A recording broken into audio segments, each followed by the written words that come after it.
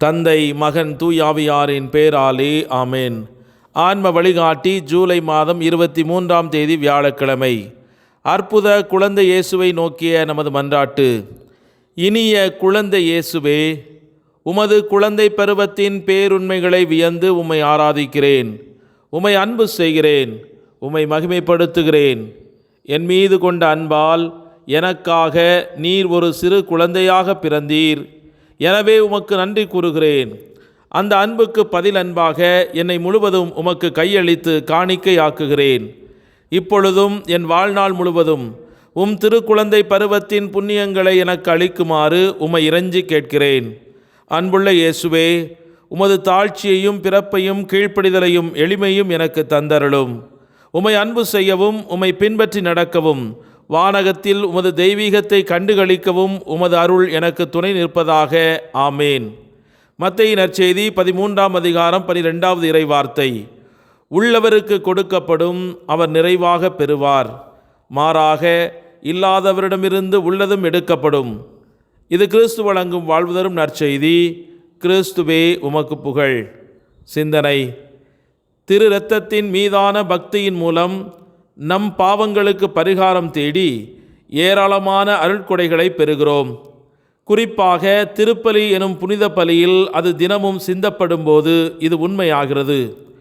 புனிதப்படுத்துதலில் குருவானவர் இயேசுவின் தியாகத்தை மீண்டும் சமர்ப்பித்து அதன் பலன்களை நம் வாழ்வில் பயன்படுத்துகிறார். நற்கருணை தியாகத்தில் பங்கேற்பது என்பது கிறிஸ்துவின் முழு உடலுடன் ஒன்றிணைந்து உருமாற்றம் அடைய கோரி நம்முடைய முழு உள்ளத்தோடும் பதிலளிப்பதாகும். நாம் இவ்வாறு செய்யும்போது நாமும் ஒரு ஜீவ பலியாக மாறுகிறோம்.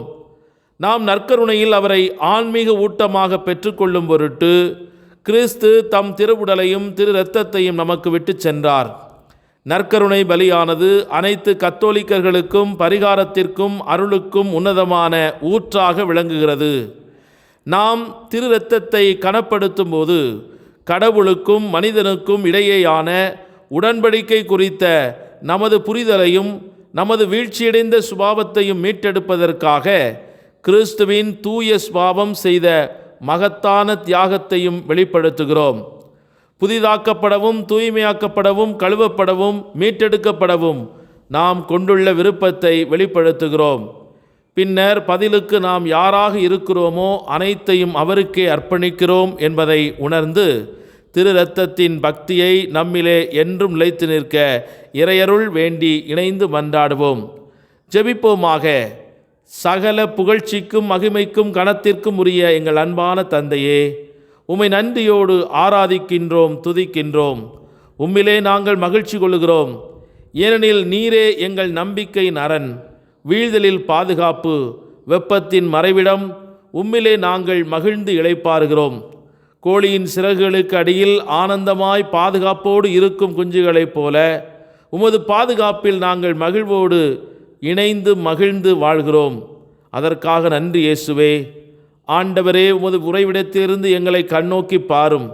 எங்களது பிரச்சனை, துன்பங்கள், இழப்புக்கள், அவமானங்கள், தனிமை, வெறுமை, புரிந்து கொள்ளப்படாத தன்மைகளை நீர் உற்று பாரும். ஆண்டவரே, எகிப்தில் என் மக்கள் படும் துன்பங்களை கண்ணார கண்டேன், காதால் கேட்டேன், என் நெஞ்சத்தால் உணர்ந்தேன் என்று சொல்லி அவர்களுடைய இதயத்தின் ஏக்கங்களை நிறைவேற்றுவதற்காக இறங்கி வந்த அன்பு தெய்வமே, இந்த நாளிலும் எங்கள் அபயக்குரலுக்கு செவி கொடுத்து எங்கள் மத்தியிலே எழுந்தருளி வாரும். நாங்கள் செல்லும் பாதையெல்லாம் இதோ இஸ்ராயேல் மக்களை மேக ஸ்தம்பத்திலும் நெருப்பு ஸ்தம்பத்திலும் இருந்து வழிநடத்திய தெய்வமே, நாங்கள் செல்லும் பாதையெல்லாம் உம்முடைய அருள்கரம் எங்களோடு உடனிருந்து எங்களை பாதுகாக்கவும் எங்களை வழிநடத்தவும் எங்களுக்கு தேவையான வழிப்பயண உணவாகிய அனைத்து ஆன்மீக உலக ஆசீர்வாதங்களையும் தந்து வழிநடத்த வேண்டும் என்று உம்மிடத்தில் மன்றாடுகிறோம்.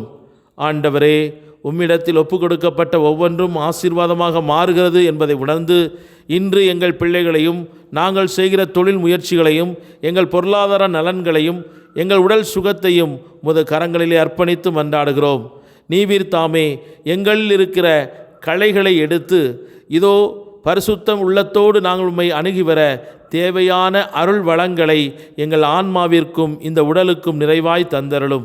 எங்கள் அண்டை வீட்டார், அயலார், உற்றார், உறவினர்கள், நண்பர்கள் அனைவருக்கும் நற்சுகத்தையும் நல்வாழ்வையும் நீர் கட்டளையிடுவீராக.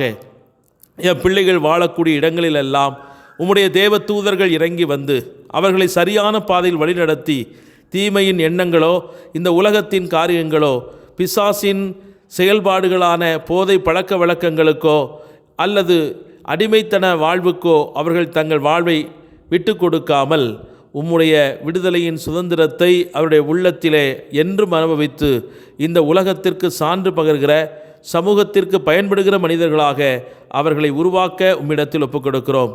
ஆண்டவரே, இந்த நாள் முழுவதும் உமது பிரசன்னத்தில் மகிழ்ந்திருக்கவும், நாங்கள் செய்கிற பணிகளில் நிறைவடையவும், நாங்கள் எந்நாளும் உமது மகிமைக்கு சான்று பகிர பிள்ளைகளாக வாழ எங்கள் ஒவ்வொருவருக்குள்ளும் உமது தூய ஆவியின் அருள் பொழிவை புதுப்பித்தருள வேண்டும் என்று எங்கள் ஆண்டவராகிய கிறிஸ்து வழியாக மன்றாடுகிறோம். ஆமேன். எல்லாம் வல்ல இறைவன், தந்தை, மகன், தூய ஆவியானவர் உங்கள் அனைவரையும் நிறைவாக ஆசீர்வதித்து புனிதப்படுத்தி வழிநடத்துவாராக. ஆமேன். இயேசுவுக்கே புகழ், இயேசுவுக்கே நன்றி. மரியே வாழ்க. இயேசுவின் இரத்தம் ஜெயம்.